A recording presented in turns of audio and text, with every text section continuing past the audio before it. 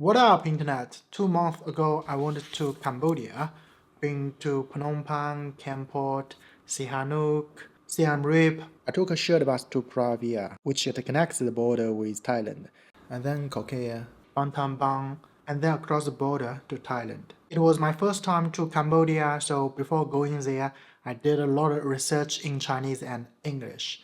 The information there pretty helpful, but scattered. So here is my experience, hoping it will help you in some way.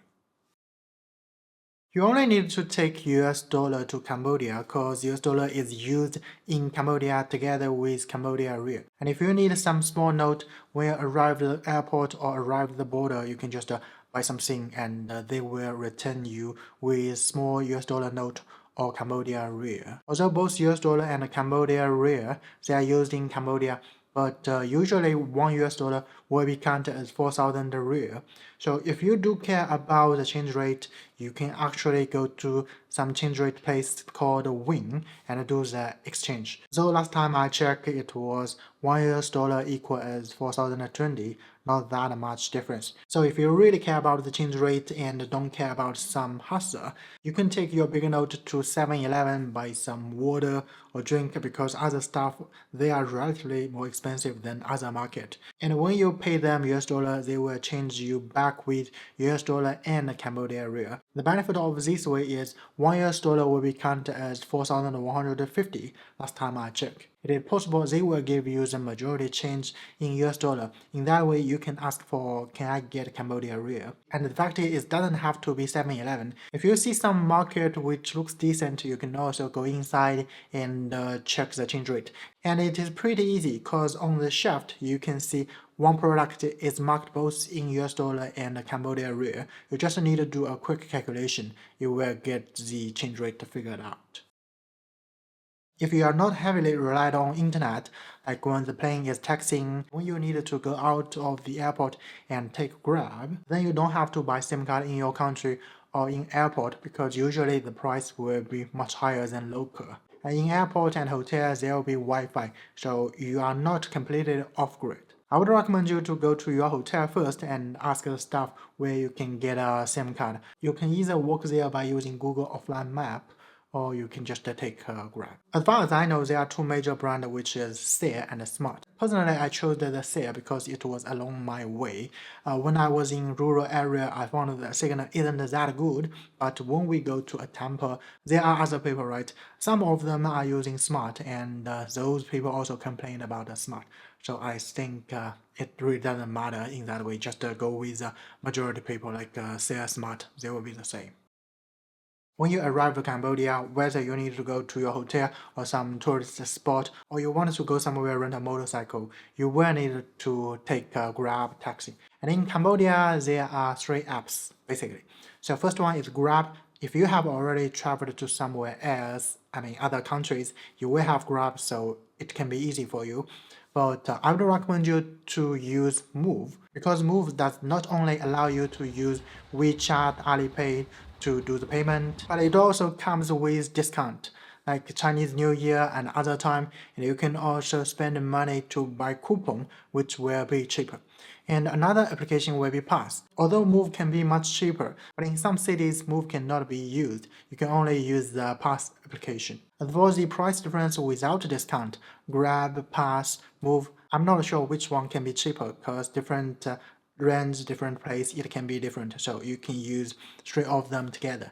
I also heard one girl said that she had a strategy which is if the distance is within 3 kilometers, then she will offer $1. She will not use any application but to negotiate the price with the driver. And when the distance goes longer, she will add up some margin.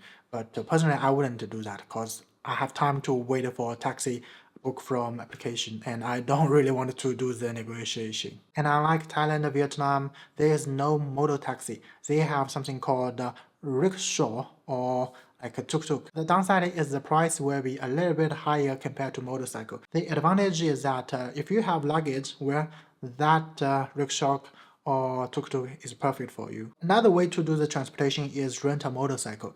The price range can be $5 to $10 a day for a 120 25cc motor. You can rent a motorcycle in almost any city, but I wouldn't recommend you to do it in Phnom Penh because I heard that the police might stop you. For long-range transportation, you can book a bus. There are overnight bus, there are minivan bus. You can book it from your hotel. If you book from your hotel, usually there will be minivan to pick you up, so you don't need to spend extra money to book taxi. But the downside will be there won't be so many choice, like they have fixed time schedule, right? Because for certain hotels, they only cooperate with some bus companies. There is another way to book your bus, which is using Check My Bus. That does not only provide you enough choice, but sometimes it can even be cheaper compared to you walking to the same bus company and ask for the price. And I also heard people negotiating about the price for a bus. I didn't do that, but the way I understand is if you find some cheaper bus, you can ask the hotel owner which can you offer a lower price. But for certain bus company like the IBS and Laridi, I don't think you can get any discount because the price is standard. And if you book directly from IBS and Larity, you can also ask them to pick you up. But usually they only go to the hotels which they are cooperating with. Where for majority of us, when we want to travel, we will do some checking on internet. We will learn what is forbidden, what is recommended, where to stay, how to travel. So I would say if you just follow this guidance, it will be safe for you. And if you ask me, should you come to Cambodia? Well, if you ask me this question, it means there are already some things which are attracting you going there. So in this case, I would recommend you to go there because from what I have seen, the economic, the people's life, they kind of relying on the tourism. So if being a tourist, we enjoy the view, enjoy the service, and can bring opportunities to their countries. I would pretty like to do that, especially when you learn that the COVID situation had destroyed the majority of tourism in Cambodia.